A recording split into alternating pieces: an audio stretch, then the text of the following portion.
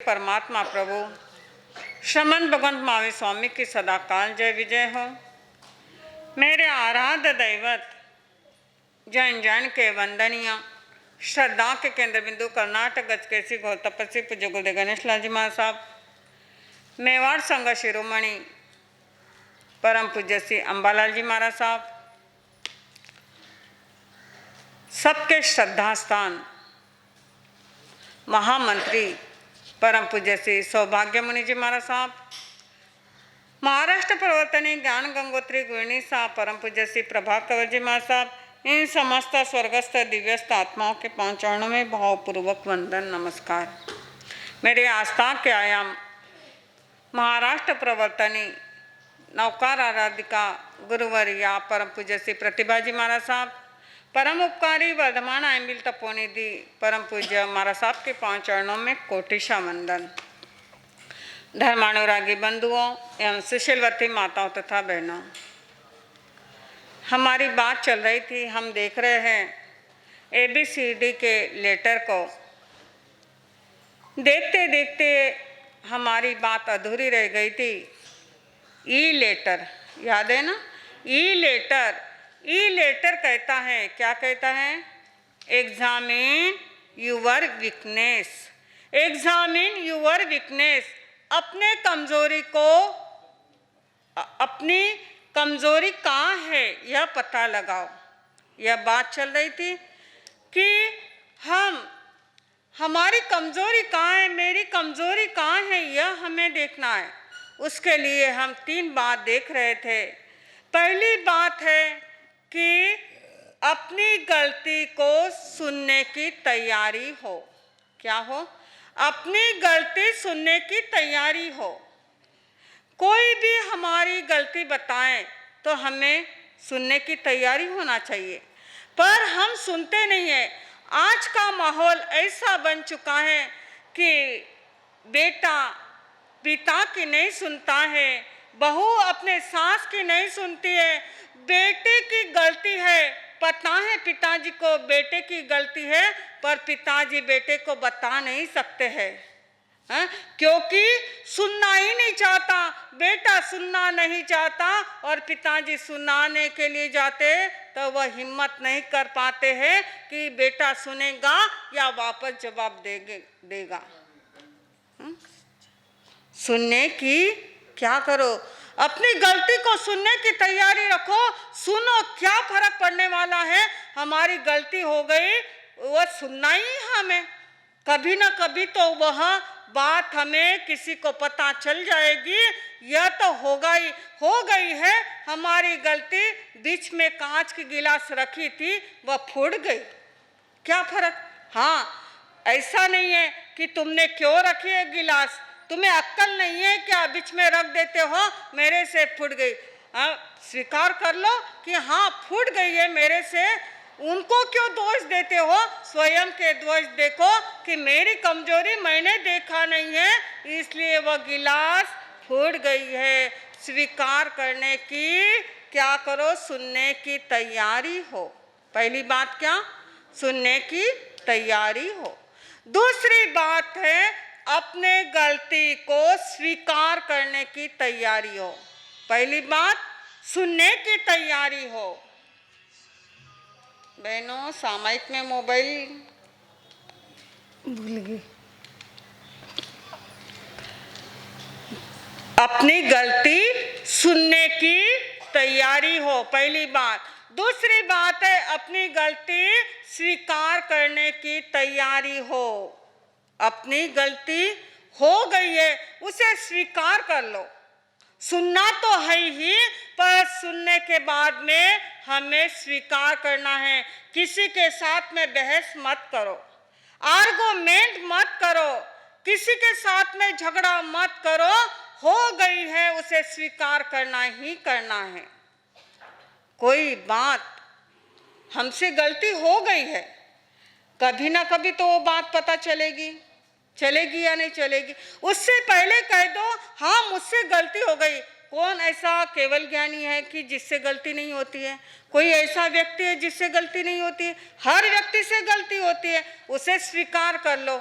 किसके पास में?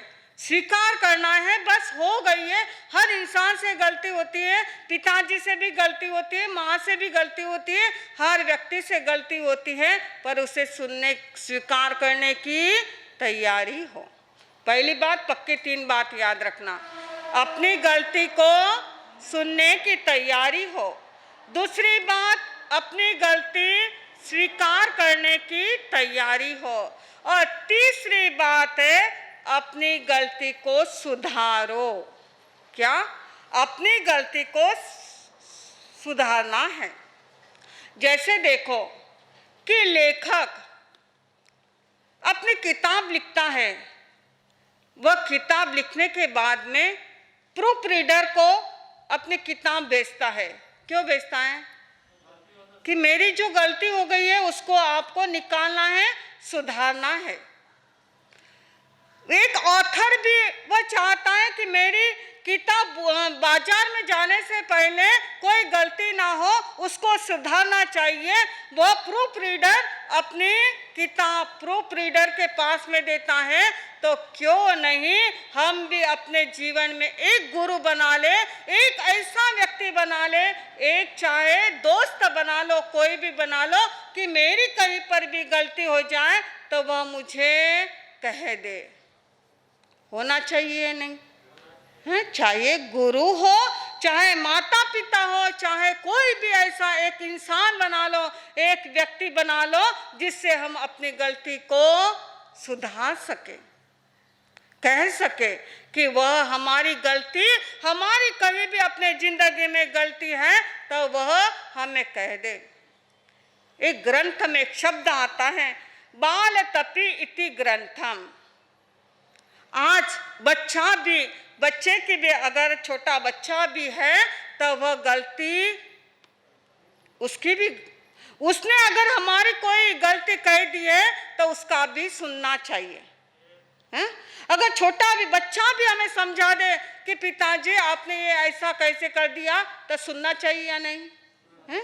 सुनना चाहिए। बच्चा भी गलती बता दे तो हमें सुनना चाहिए, सुनने की तैयारी हो और सुनने के बाद में उसे सुधारना चाहिए कि ये गलती मुझसे ना हो। बाल तपि इति ग्रंथम। कई बार हमारे पास में बहनें कहती है, महाराज साहब मेरा बेटा सुनता नहीं है, और यही बात मैं अगर उसके दोस्त वही बात कह दे तो बेटा उसके दोस्तों की बात सुन लेता है। होता है या नहीं बहनों? हैं? बहुत बार हमारी बहनें उनके दोस्तों को कहती है, अगर कोई बात अपने से नहीं समझती है तो दोस्तों को कह देती, उसके दोस्तों को, कि इसको ये बात समझा दे। उसकी बात सुनता है पर घर की माँ की बात नहीं सुनता है। अपनी गलती को सुधारो, हमें अपने गलती को सुधारना है। अरे जन्म देने वाले माता पिता की नहीं सुनते हैं और बाहर वालों की सुनते हैं। कितना हमारा कैसा है हमारा जीवन कि हम अपने माता पिता की, जो जन्म दिया है, जिन्होंने सिखा है, पढ़ा है, लिखा है, उनकी बात नहीं सुन रहे हैं, और बाहर वाले 2-4 मिनट 1 घंटा बात करते हैं, उसकी बात हम सुन लेते हैं। एक व्यक्ति संत के पास में गया और संत को कहता है कि महाराज साहब बहुत अशांत हो गया हूँ, बहुत टेंशन हो रहा है, ऐसे लगता है कुछ तो भी कर लेना, बहुत अशांत हो गया हूँ। कल मैं आपके यहाँ पर आया था, रात के समय पर मैं आपके यहाँ पर आया था, आपसे मिलने के लिए, आपसे बात करने के लिए। ऐसे लग रहा था, इतना अशांत हो गया था कि सोचा कि आपके चरणों में पड़कर रो और मन हल्का करो। क्यों भाई, क्या हो गया? क्या कहूँ महाराज साहब, बिजनेस बहुत अच्छा है,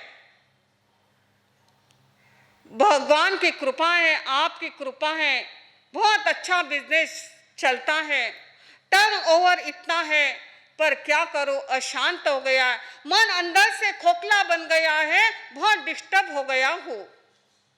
मैं चाहता हूँ कि आपके पास में पचकान ले लूँ कि मेरा बिजनेस आधा कर दो। जब मैं रात के समय पर आया और आपके संतों ने कहा कि गुरुदेव तो 9:30 बजे ही सो जाते हैं, मैंने आपको देखा महाराज साहब कि आप पाटे पर एक थोड़ा सा बिस्तर लगा करके, मच्छरदानी लगा करके आप सोए थे। इतनी शांति की नींद थी, ऐसे भयानक गर्मी 40-50 की गर्मी में भी आप आराम से सोए थे, ना आपने कोई करवट बदली, ना कुछ हलचल किया, इतनी शांति की नींद से सो रहे थे।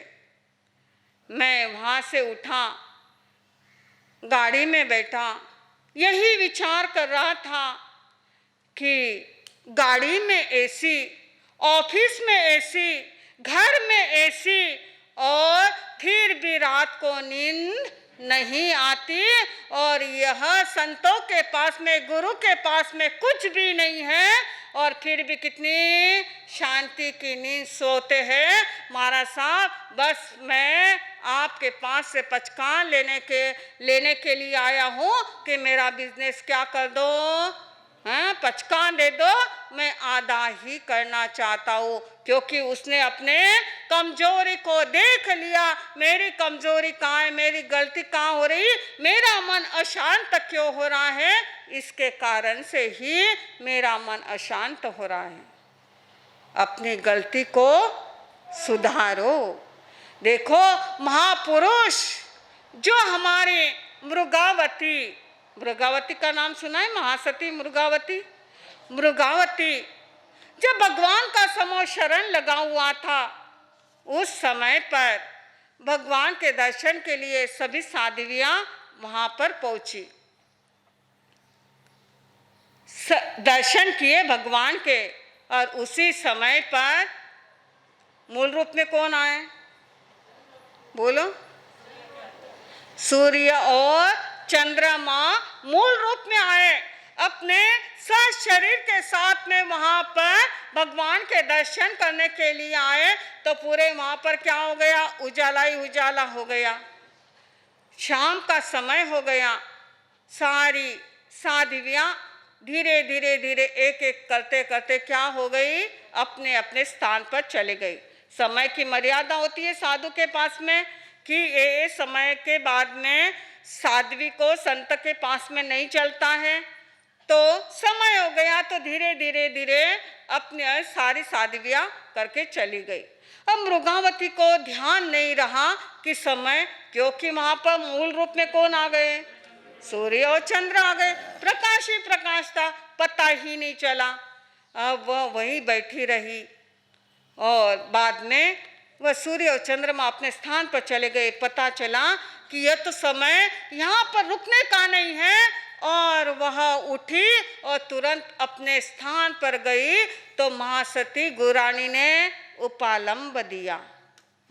समझ में नहीं आता है कि ये समय पर तुम वहाँ पर थी जहाँ पर वहाँ नहीं चलता है, समय हो गया है, और वह उपालंब गुरानी ने दिया। पर महासती मृगावती ने कुछ नहीं कहा और क्या करने लगी, पश्चाताप करने लगी वह कि मेरा ध्यान नहीं रहा, मेरी गलती हो गई, मेरे गुरानी को क्या करना पड़ा, गुस्सा करना पड़ा, मेरे कारण से उन्हें तकलीफ हुई। इतना पश्चाताप किया। उस समय पर हम लोग होते तो क्या कहते हैं, क्या कहते हैं कि आप लोग गए तो हमें कह के क्यों नहीं गए, तुम थोड़ा इशारा कर देती, मैं भी आ जाती।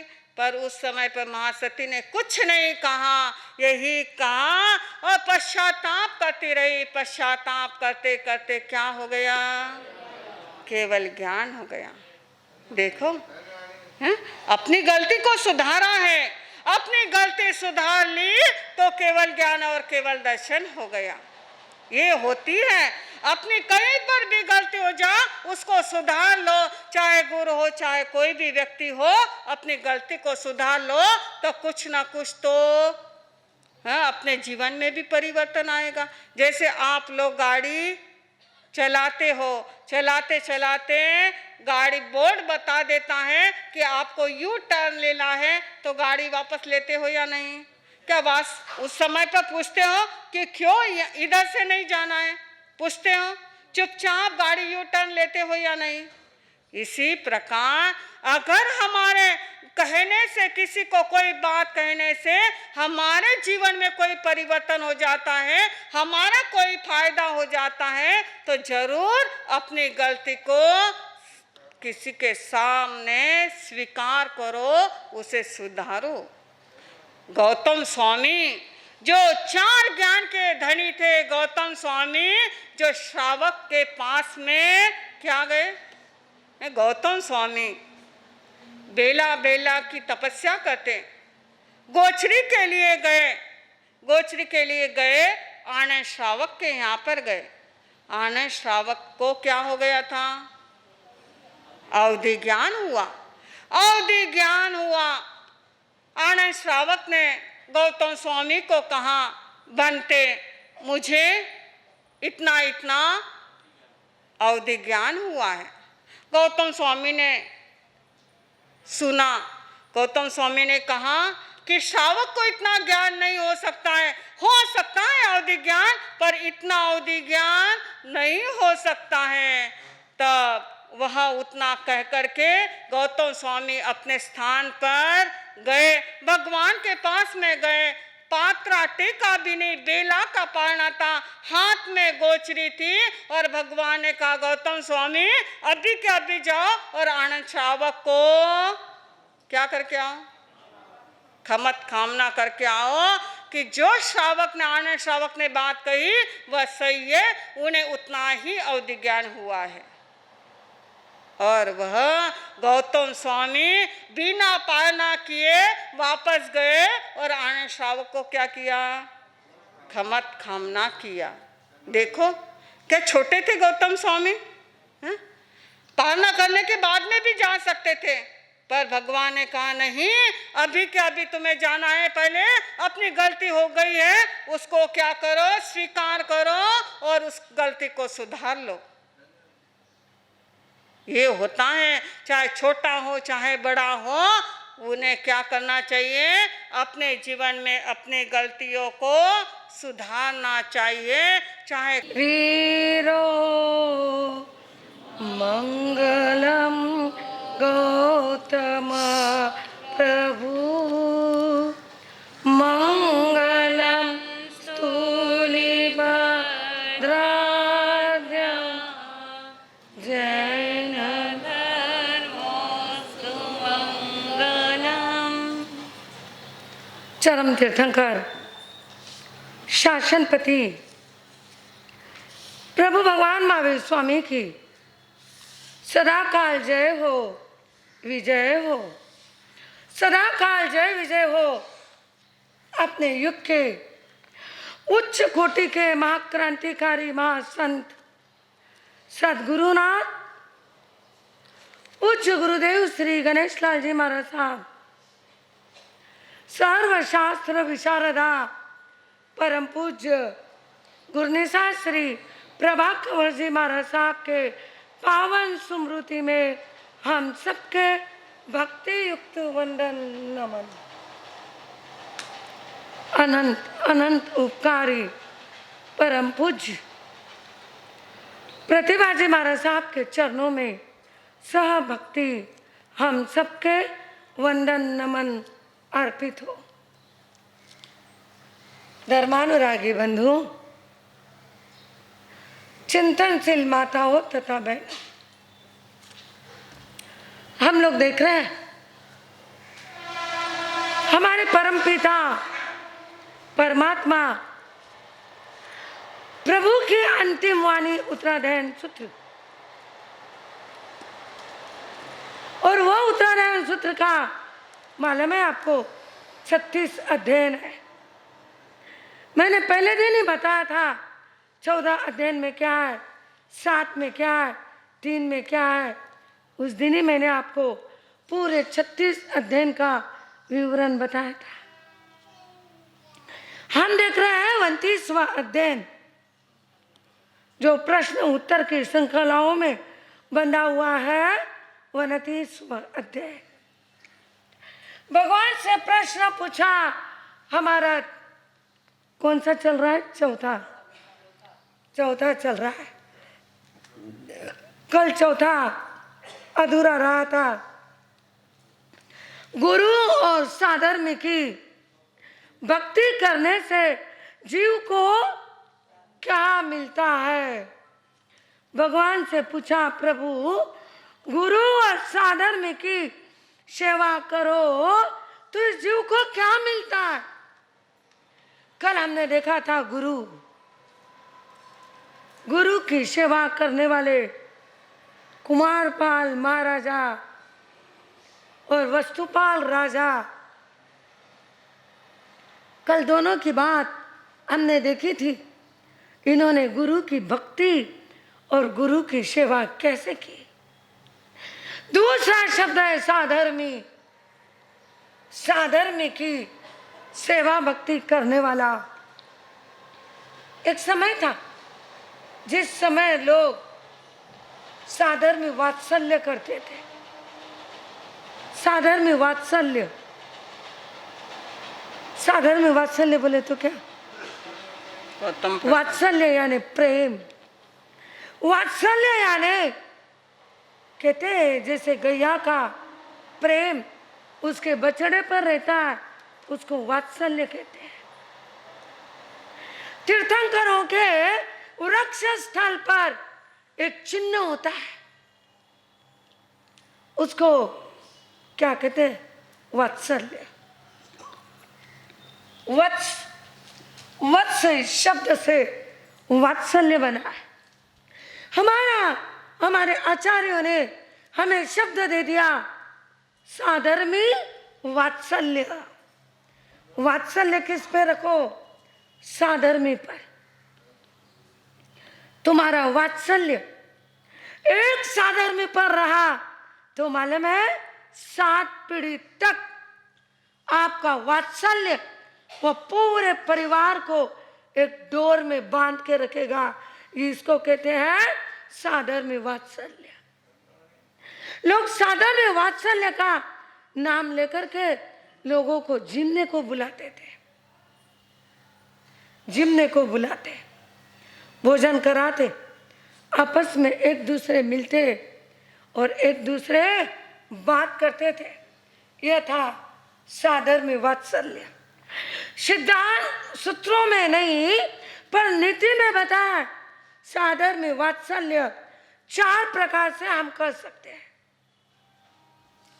4 प्रकार से व्यक्ति साधर्मी वात्सल्य कर सकता है। पहला है समादर। समादर अपने साधर्मी का समान आदर करे, उसमें भेदभाव ना करे। कोई बहुत पैसे वाला दिख लिया, आओ आओ जय जिनेंद्र पधारो पधारो आगे विराजो, और बेचारा कोई गरीब सामने भी आकर बैठा है तो उसको बोले तू पीछे सरक, पीछे सरक। ये समादर नहीं हुआ।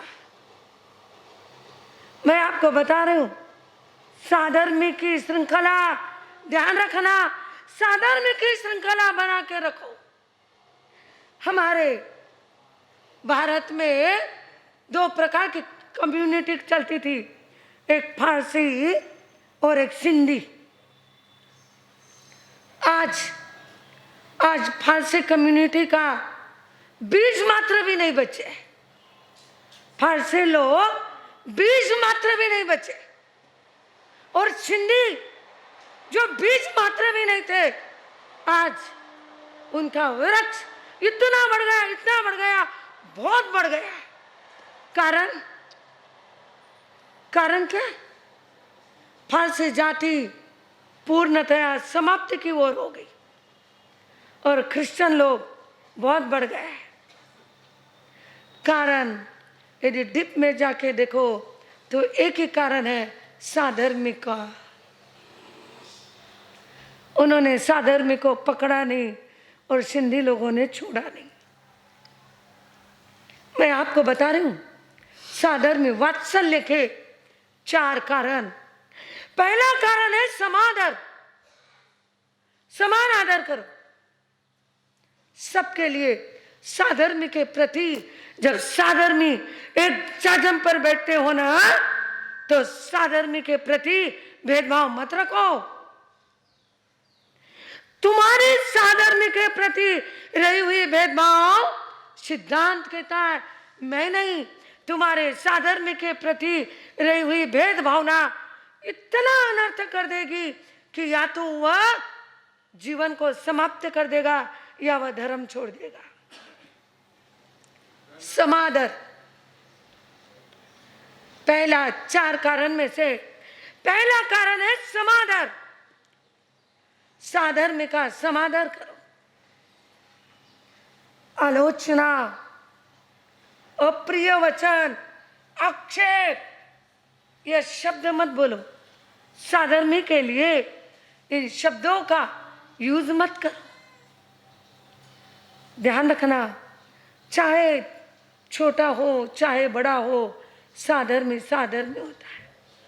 यह हाथ है ना, यह हाथ की शोभा कैसे है? अंगुलियों से है। पर यदि सारी अंगुलियां एक समान हो जाए तो हाथ नहीं, यह ब्रश हो जाता है। हाथ की शोभा नहीं रहती। हाथ की शोभा इसलिए है, एक बड़ी एक छोटी, एक उससे छोटी, एक अंगूठा, इसलिए इस हाथ की शोभा है। और यह हाथ की शोभा यानी समाज के अंदर भी समाज की शोभा जब है, कोई साधर्मी बड़ा, कोई छोटा, कोई ज्ञान में बड़ा, कोई परिवार में बड़ा, कोई पैसे में बड़ा, कोई इज्जत में बड़ा, और कोई राजकारण में बड़ा, तब यह समाज की बगिया सरसती है और खिलती है। पहला कारण समादर। ध्यान रखना, कभी कोई भी चांस आए तो साधर्मी को हीन भावनाओं से मत देखना। कभी मत देखना बहनों, कभी मत सोचना वो गरीब है, वो इसलिए हम उसको अपने साथ में नहीं रखते। कभी मत सोचो, कभी मन में भी मत ला। साधर्मी साधर्मी है। भगवान की भाषा कहती है एक साधर्मी आज आपको दिख रहा है वो है, कल पता नहीं उसकी नाव कब दौड़ जाएगी और तुम किनारे पर ही बैठे रह जाओगे। कब उसकी आत्मा तीर्थंकर बन जाएगी, कब उसकी आत्मा गणधर बन जाएगी, कब क्या होगा तुम और हम बता नहीं सकते। हम कोई केवल ज्ञानी थोड़ी है, हम केवल ज्ञानी नहीं है। पहला है समादर, दूसरी है सहयोग। साधर्मी को सहयोग करो। सहयोग करना बहुत जरूरी है। साधर्मी का सहयोग ध्यान रखना। जब हमारा जैनियों का एक सिंबल है, मालूम है ना, परस्परोपग्रहो जीवाना।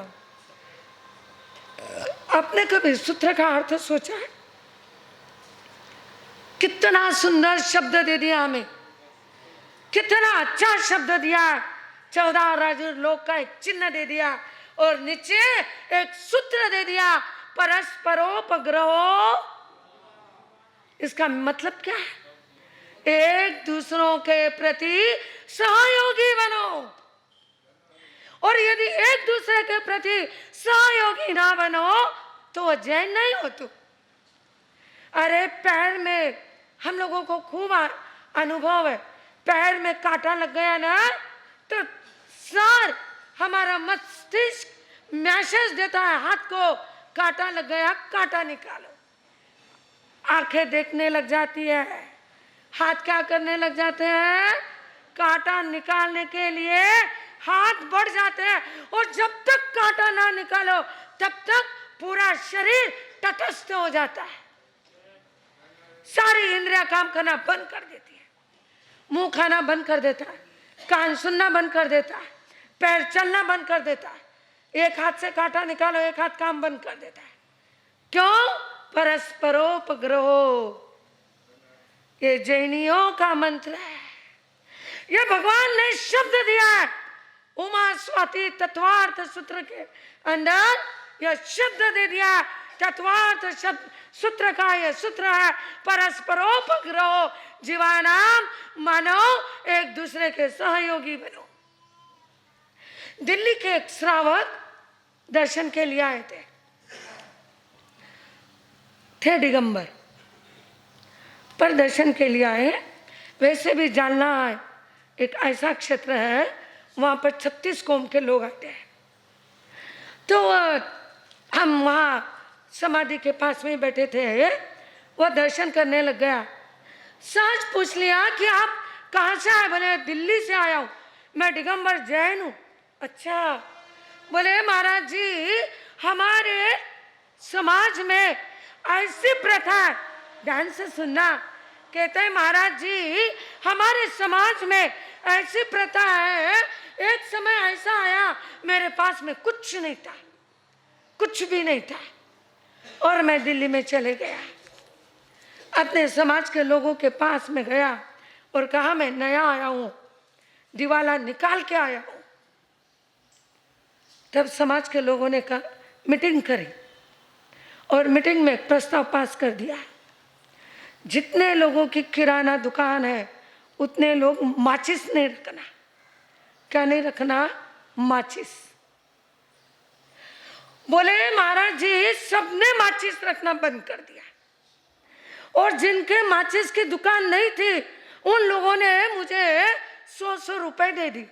100 रुपए मैंने दुकान लगाई, और एक दिन एक कोई माचिस की काड़ी दांत कुचलने के लिए या कोई काम से लगी तो सबने कह दिया माचिस आगे आगे आगे। और वो व्यक्ति मेरे दुकान पे आया और एक व्यक्ति ने मुझे पूछा क्यों साहब, माचिस कोई क्यों नहीं रखता है यहाँ पर? तो उन्होंने कहा ये क्या है? यह संयोग है कि कोई यहाँ पर माचिस, कोई किराने के दुकान में, जैन के किराने के दुकान में माचिस नहीं मिलेगी, माचिस मिलेगी तो मेरे दुकान में। यह है सहयोग, यह है परस्परोपग्रह जीवाना।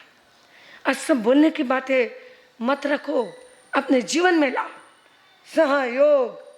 और फिर सहयोग 2 प्रकार से कर सकते हो, परिवार के लिए भी सहयोग और साधर्म के लिए भी सहयोग। तीसरा है संरक्षण। संरक्षण यानी क्या करना? संरक्षण करना। आप संरक्षण कर सकते हो, किसी का संरक्षण करने की हमारे अंदर कैपेसिटी है तो संरक्षण करो। संरक्षण करे बिना रहो मत। हमारे परम पूज्य आचार्य आनंद ऋषि जी महाराज साहब ने पुणे के अंदर आनंद फाउंडेशन खोल दिया। महापुरुष बड़े उपकार करते हैं, फिर वो महापुरुष के रूप में चाहे सौभाग्य मुनि जी महाराज साहब रहो या आनंद ऋषि जी महाराज साहब रहो या नानालाल जी महाराज साहब रहो, उन्होंने भी साधर्म के लिए बहुत किया। वीरवाल जैसा संघ उन्होंने खड़ा कर दिया। महापुरुष महापुरुष होते हैं। महापुरुष को हम हैं, हमारी संकुचित भावना है जो हमने उनको संप्रदाय के दायरे में पैक कर दिया, पर महापुरुष तो महापुरुष होते हैं। आनंद ऋषि जी महाराज साहब ने आनंद फाउंडेशन खड़ा कर दिया। 50 साल के ऊपर उस आनंद फाउंडेशन को हो गया, पर आज भी वो आनंद फाउंडेशन गरीबों को सहयोग देता है, साधर्मियों को। गरीब नहीं कहना है, साधर्मी को, गरजमंद साधर्मी को आज भी वह सहयोग करता है। सहयोग की भावना। एक बार हुआ ऐसा, भगवान का समोशरण लगा था। भगवान के समोशरण में सब कोई गए थे और भगवान यही साधर्म की बात कर रहे थे। तो भगवान के समोशरण में बहुत सारे लोगों ने नियम लिया और उसी समोशरण में एक गणिका नगर वधू थी। जिसने सोचा मैं ये सब नहीं करूंगी, मैं भगवान की श्राविका बन जाऊंगी, और उसने उठ करके भगवान के पास से नियम ले लिया। नियम क्या लिया? जब तक एक साधर्मी को भोजन ना कराऊं तब तक मैं भोजन नहीं करूंगी। किसने नियम ले लिया? गणिका, नगरवधु नियम ले लिया, कुछ भी हो जाए नहीं भोजन करूंगी तो नहीं करूंगी, एक साधर्मी को जमाना है। सुन ली भगवान की वाणी, ले लिया नियम, अपने महलों में गई, रहने लग गई। सब साधर्मी को हाथ जोड़ती है, पधारो मेरे यहाँ भोजन लो, मेरे यहाँ भोजन लो। कौन लेता भोजन? हाँ, लोग कहते तेरे हाथ का, छी छी छी, नहीं आएंगे। तेरे यहाँ भोजन करने के लिए आएंगे, हम नहीं आएंगे। कोई नहीं गया, उपास हो गया। दूसरे दिन इस बहन ने सबको कहा, मेरे कल उपास हो गया, आज मेरे पारना है, मेरे यहाँ आओ, कोई मेरे यहाँ आकर के भोजन करो। मैंने नेम लिया है, साधर्मी को भोजन कराए बिना मुझे भोजन नहीं करना है। मेरा इतना तो मेरी बात मान लो। बहुत कहा, कोई नहीं गया। 2 दिन हो गए,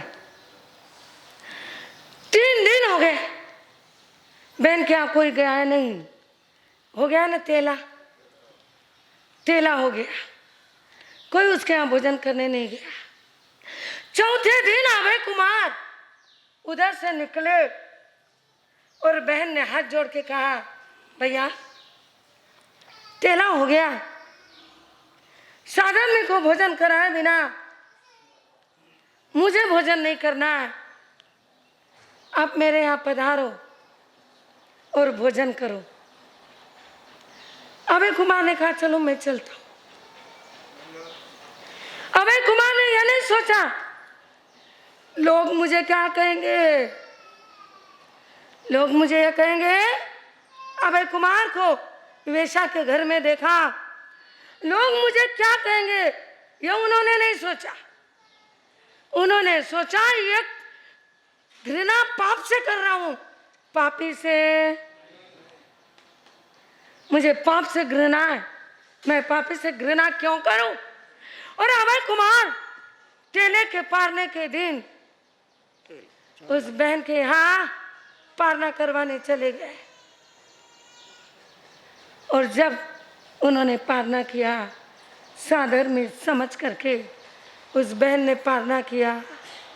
यह हमारा सिद्धांत है, यह हमारा सूत्र है, यह हमारे सिद्धांत के साथ मानव जीवन के अंदर कभी यह मत कहो साधर्मी को कभी छोटा मत समझो। साधर्मी भगवान ने शब्द जो दिया है, साधर्मी सूत्र में शब्द है, सा समान धर्मी यानी समादरणीय संरक्षण। साधर्मी का संरक्षण करो, कोई भी हो जाए, कैसे भी परिस्थिति आ जाए, संरक्षण करो। कभी यह मत सोचो कि मैं क्यों इसका संरक्षण करूं। एक बार मैंने अपने आंखों से देखी हुई बात कर रही हूँ। नागपुर के अंदर हमारा चातुर्मास था, लगभग 20-22 साल पहले की बात है। चौमासा किया नागपुर के अंदर, वहां पर एक श्रावक थे, संघ के अध्यक्ष थे। उनके घर पर उनकी बेटी ने 28 की तपस्या की। 28 की तपस्या हुई और उन्होंने क्या कहा कि तपस्या में मैं बाजे उजे नहीं बजाऊंगा। वो एक उस समय का ऐसा था, 28 भी करो तो वरघोड़ा निकालना, ये बहुत कुछ होता था। उन्होंने कहा मैं ये सब नहीं करने वाला हूँ, मैं तो क्या करूँगा, सांझी, शायद गुजराती लोग सांझी कहते हैं, मुझे वह अनुमोदना गीत भी नहीं गाना है, तो मैं क्या करूँ, जितने साधर्मी है उतनों के घर मिठाई भेज दूं। उन्होंने वही किया, सारे साधर्मी के घर पे मिठाई भेज दी। एक टोकरे में, एक डब्बे में मिठाई डाल के पूरे साधर्मियों के घर में मिठाई भेज दी। बहुत सारे लोगों ने